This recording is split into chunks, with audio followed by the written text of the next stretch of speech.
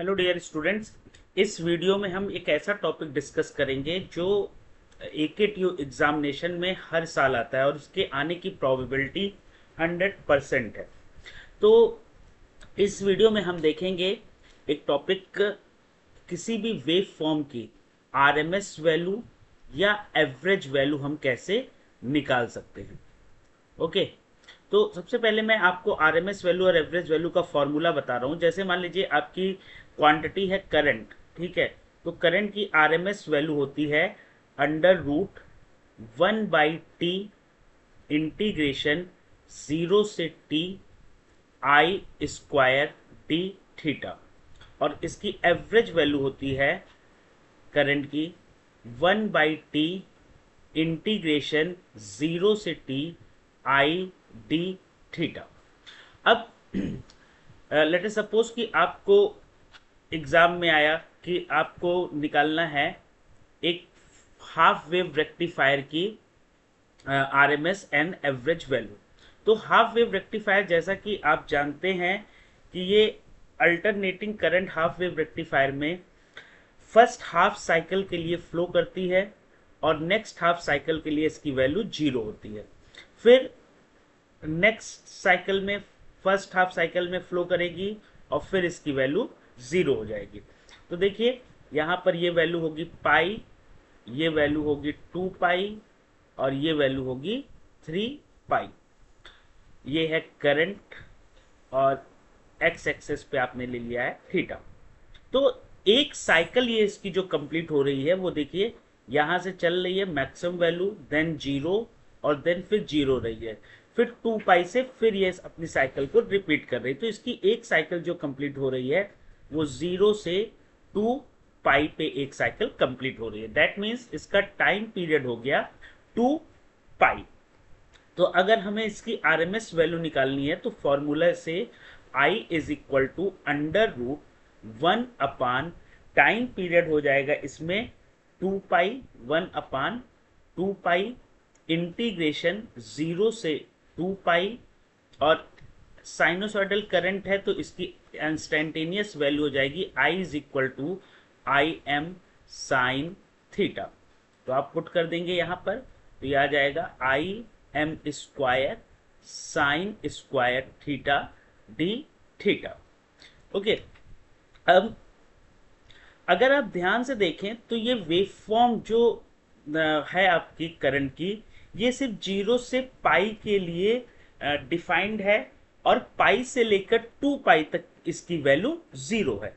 तो हम ये जो अपना इंटीग्रेशन कर रहे हैं, इस इंटीग्रेशन की लिमिट हमारी 1/2 पाई और इंटीग्रेशन की लिमिट हमारी 0 से पाई होगी। क्यों? क्योंकि हमारा फंक्शन सिर्फ 0 से लेकर पाई तक के लिए ही डिफाइंड है। और ये आ जाएगा IM² sin² theta d theta. अब यहाँ पर इस इंटीग्रेशन में IM का टर्म, IM थीटा पर डिपेंड नहीं करेगा, तो इसको हम एज अ कांस्टेंट कंसीडर करेंगे और बाहर ले लेंगे। तो आ जाएगा ये √IM² बाई 2 पाई और बचा sin² थीटा। तो हम sin² थीटा को रिप्लेस कर देंगे। हमारे पास एक फॉर्मूला होता है cos2 theta is equal to cos2 theta is equal to 1 - 2 sin² theta. और इस फॉर्मूले से आ जाएगा sin² theta is equal to 1 - cos2 थीटा/2। ओके। तो ये चीज यहाँ पे हम पुट कर देंगे, 1 - cos2 थीटा/2 डी थीटा। अब देखिए 2 को यहाँ पर डिनोमिनेटर में दोनों में सेम है तो इसको हम बाहर ले सकते हैं। तो इस 2 को हम बाहर ले लेंगे तो हमारी इक्वेशन हो जाएगी √IM² बाई 4 पाई और इंटीग्रेशन में रहेगा 0 से पाई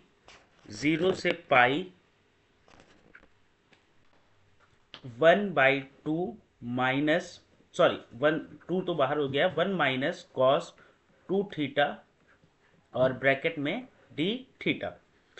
अब देखिए √IM² बाई 4 पाई और इंटीग्रेशन 1 का इंटीग्रेशन हो जाएगा बड़ा ब्रैकेट 1 का इंटीग्रेशन हो जाएगा थीटा और लिमिट लग जाएगी 0 से पाई माइनस cos 2 थीटा का इंटीग्रेशन हो जाएगा sin 2 theta by 2 sin 2 theta by 2 और लिमिट लग जाएगी 0 से पाई।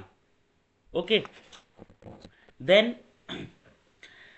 ये आ जाएगा आपका अंडर रूट में im² by 4 pi and bracket के अंदर अपर limit minus lower limit pi minus 0 और ये एक बड़ा ब्रैकेट यहाँ पे ओपन कर दिया माइनस, अब यहाँ पे आप थीटा की वैल्यू रखेंगे तो ये आ जाएगा sine 4 pi minus sine 0 by 2 और ये एक ब्रैकेट और ये बड़ा ब्रैकेट यहाँ पे क्लोज। ओके, अब देखिए साइन 4 पाई की वैल्यू 0, साइन 0 की वैल्यू 0, तो ये पूरा टर्म आपका क्या हो जाएगा 0 हो जाएगा और यहां से सिर्फ आपका बचेगा पाई माइनस 0 से पाई।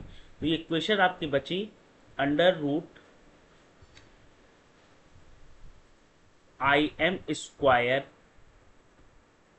By 4 pi multiplied by pi और पाई कैंसिल हो जाएगा तो ये आपका बचेगा im² का अंडर रूट हो गया im और 4 का अंडर रूट हो गया 2, तो ये आपका IRMS is equal to im by 2 and it is for half wave rectifier.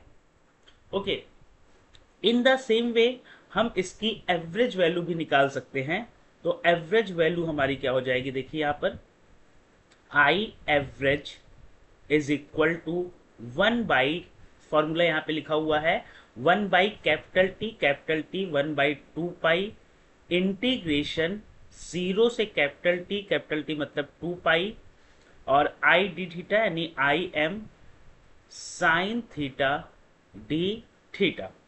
अब देखिए यहाँ पर आई एम क्योंकि कांस्टेंट है तो बाहर आ जाएगा आई एम बाई 2 पाई और इंटीग्रेशन क्योंकि हमारा फंक्शन सिर्फ 0 से पाई के लिए डिफाइंड है, सिर्फ इतने पार्ट में डिफाइंड है फंक्शन हमारा, इसलिए हम इंटीग्रेशन जो करेंगे वो 0 से लेकर पाई तक करेंगे। 0 से pi sine theta d theta is equal to I M by 2 pi bracket में साइन थीटा का इंटीग्रेशन हो जाएगा माइनस कॉस थीटा और ये आ जाएगा 0 से लेकर पाई तक, लिमिट लग जाएगी लोअर लिमिट 0 अपर लिमिट पाई और ये आ जाएगा आपका आई M by 2 pi in the bracket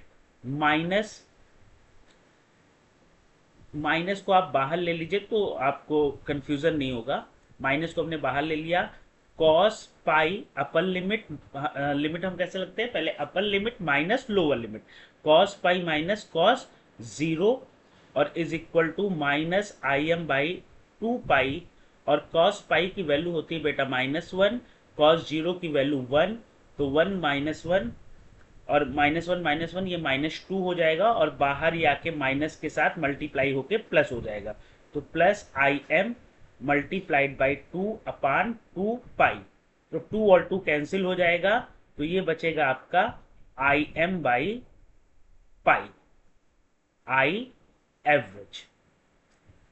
तो ये इस तरह से हमने हाफ वेव रेक्टिफायर के लिए आरएमएस वैल्यू और एवरेज वैल्यू हमने फाइंड आउट कर ली है। ओके, तो नेक्स्ट वीडियो में हम लोग देखेंगे कि फुल वेव रेक्टिफायर के लिए हम आरएमएस वैल्यू और एवरेज वैल्यू कैसे फाइंड आउट कर सकते हैं। ओके, तब तक के लिए थैंक यू और आपको ये वीडियो कैसा लगा इस पे कमेंट जरूर करिएगा। Okay, thank you everyone.